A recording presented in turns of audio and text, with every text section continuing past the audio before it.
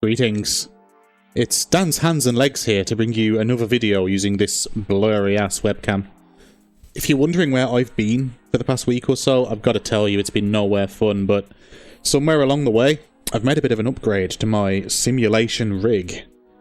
We're now in a new location, which is really exciting. We're in the same room, which is a bit less exciting, but I've moved about 4 meters to the right, just so that I can have a bit more space around the rig. We're currently about halfway through remodeling this entire office room, so once that's done I'll probably do one of those first-person rig tour videos so you too can experience just how much I have actually ruined my life and my bank account with sim racing. You may also notice that I have confederated onto my rig an Asetek Invicta Wheelbase that has its front plate on upside down, but don't worry about that. This is a wheelbase that affords you 27 Newton meters of force, which is a bit of a step up from my old CSL DD, which gave me 8 Newton meters. It has a crazy slew rate as well. Its slew rate is 9.4 Newton meters per millisecond, which actually means it can read signals counterclockwise to clockwise and back in 2 milliseconds. That gives you a pretty crazy response time that can translate pretty well to detail on the track, which we'll see a little bit later in the video. You may have noticed that I also have the front mount bracket, which is also from Asetek. This allows me to integrate the power switch and emergency stop into the rig itself, which is a nice touch. Speaking of nice touch, these buttons, these have got to be the best buttons in the world. These are incredible to press. I just sit here pressing this button for hours. Let's give it some power though, and we can see the LED-laden monstrosity spring to life. They definitely have a visual style, these Asetek equipment. If I just shift my legs, you can see I have the Asetek Invicta pedals down below, and it all just kind of matches up. When you put the wheel on, it'll be even more orange and glowy. The wheelbase itself is, of course, complemented by the Asetek Forte wheel, which is their mid-entry wheel, though it feels kind of silly to call this mid-entry, because this thing was quite expensive, and it's actually very solid. It's very well built. Compared to the Fanatec wheels, this thing is like crazy high quality. It kind of makes the Fanatec wheels feel a bit like a toy. It's made out of moulded heavy-duty plastic, and it has a carbon fibre plate on the front. It's very rigid. When you affix it in place onto the wheelbase, it springs to life immediately, so there's no wires required, and obviously it illuminates further to complete the look. It feels very good in the hands, and the buttons and knobs are of high quality.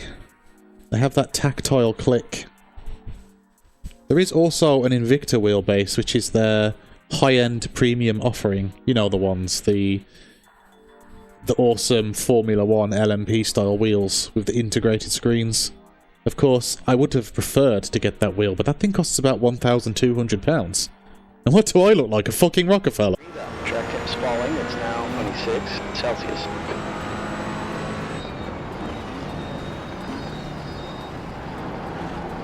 On your right. Still there. Clear right. Car right. Hold your line. Clear right. You've just joined me in iRacing against the AI for 12 minutes here at Okayama in the GT4 class. Okay, Danny, the next car ahead is Jimmy. Just to put this wheel for its paces a little bit, and the thing that jumps out to me immediately is these LEDs and how bright they are, and the fact that there's flag lights, which is pretty handy. Even more handy, as you can see right now, it flashes left and right depending on where the cars are. Clear left, left side. That's something that I didn't actually know that it did. Hold your line.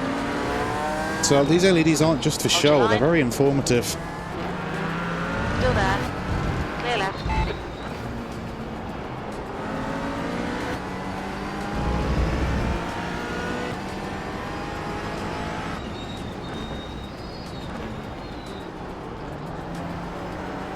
The obvious thing that jumps out at me is just how much more powerful this wheel is. Going over those curbs then, I could feel each individual brick, each slab.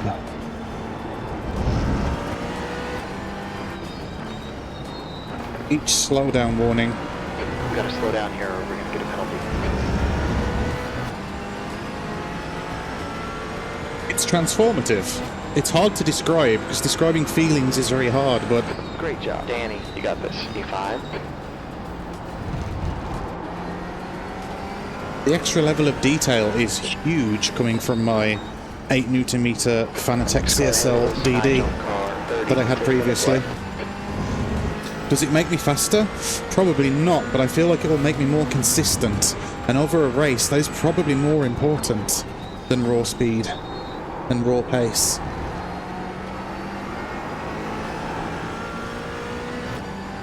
You can feel the road, you can feel the texture, you can feel the undulations, the bumps.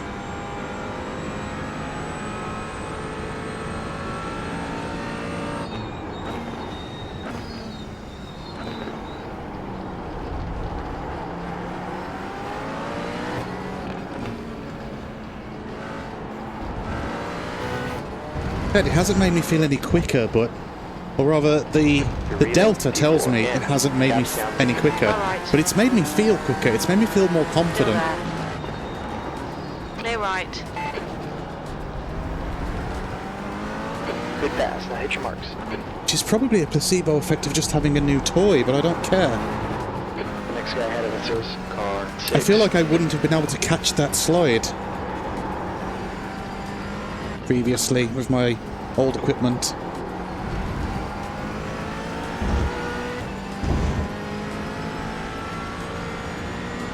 Leaders just run up 1:39.10. Awesome. Keep it up. 4. Okay, Danny, that lap is a 1:38.44.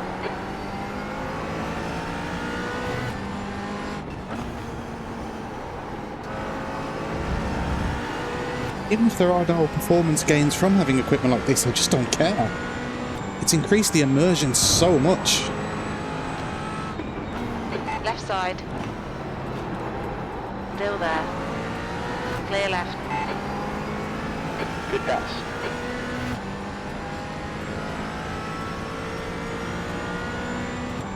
The next car ahead of us is Jamie, car number 11.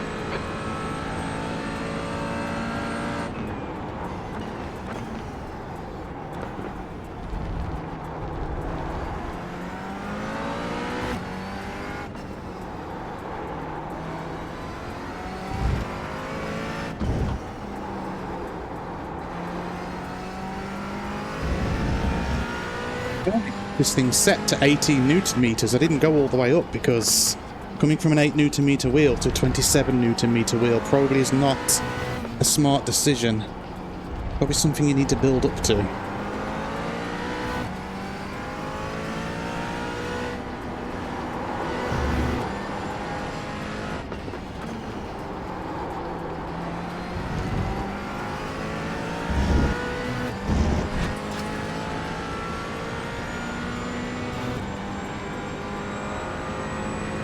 That's a new quick lap for Jimmy, 1:37.87, V3.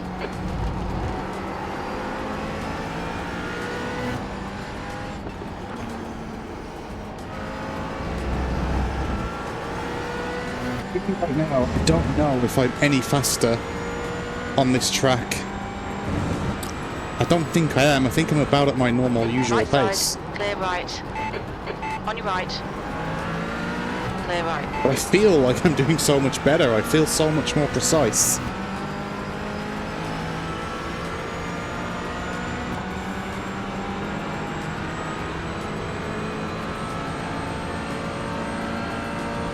Right side. Clear right.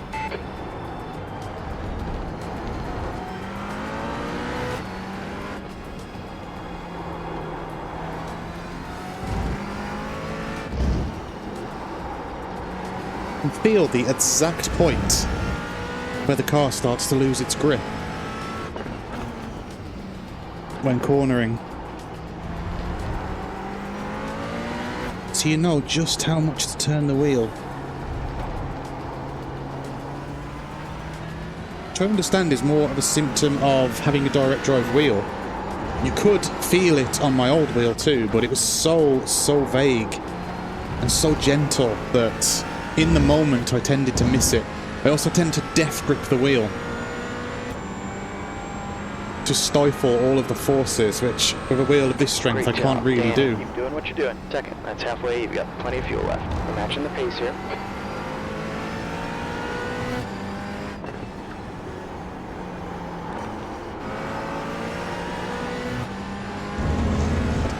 It's impossible for me to describe the feeling, but You're reeling. First, in. it's given me a level of precision that I feel that I didn't have before. Right now.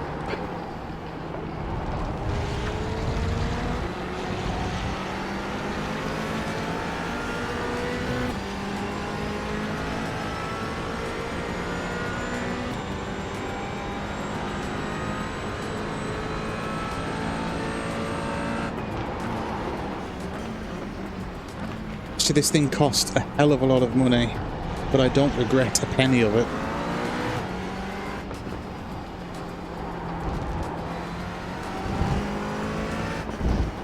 The biggest thing that I'm going to get from this wheel is just that removal of all doubt, right? There are equivalent wheels to this, or rather equivalent wheelbases to this, you know, like the Simuku offerings, for example, which are just as good as the Invicta wheel.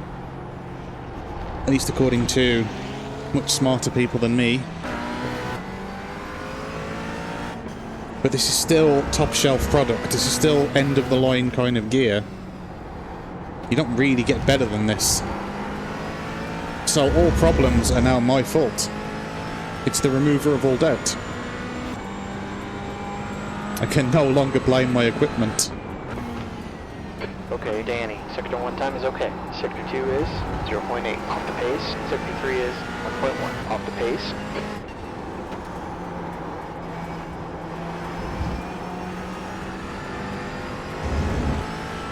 Just knowing that makes me want to practice more. It makes me want to get better.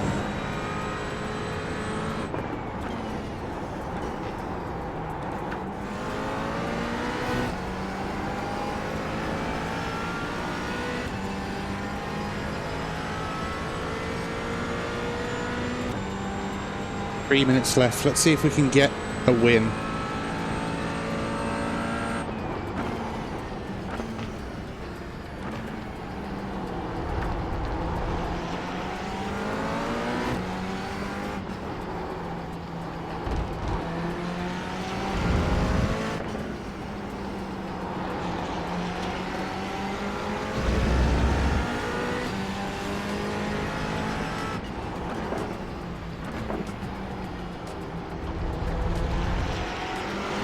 Right side.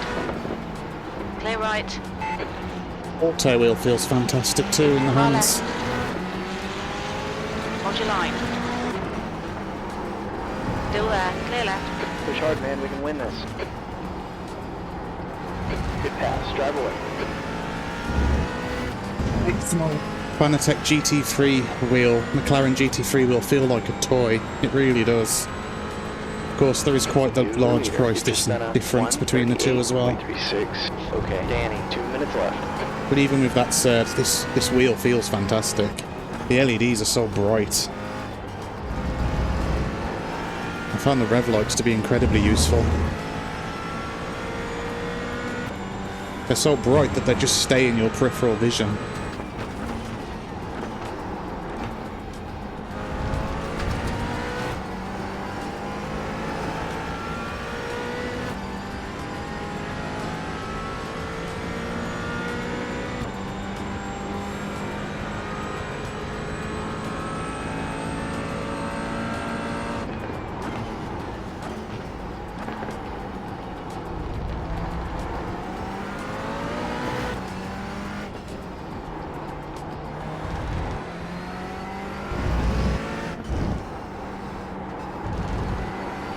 Feel it kicking around in my hands, or rather see it kicking around in my hands as I hit the curbs and hit the undulations of the road. It's fantastic.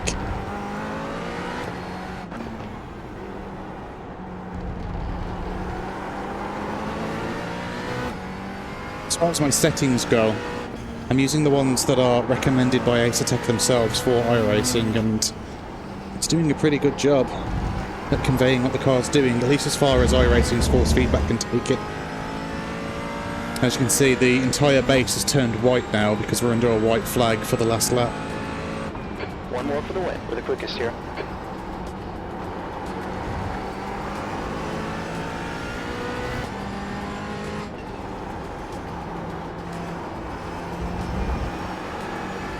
Insane levels of precision. I love it.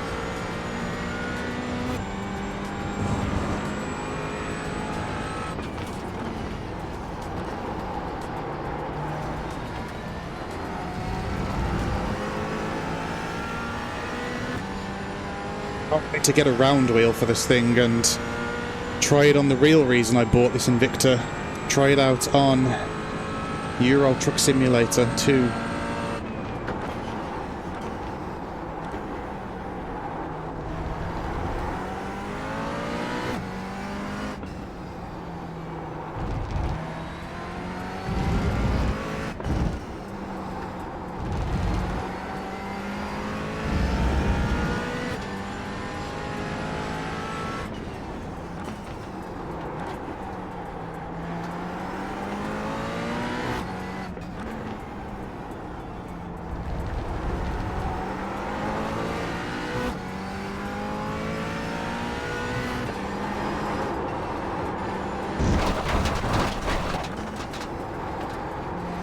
Got a track limit warning.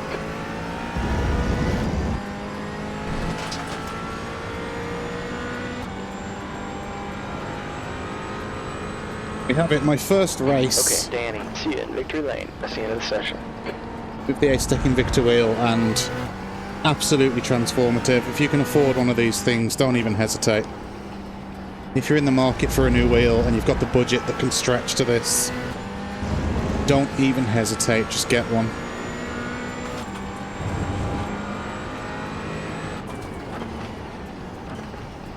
It's a level of responsiveness here that I just did not expect. It feels like there's no latency whatsoever.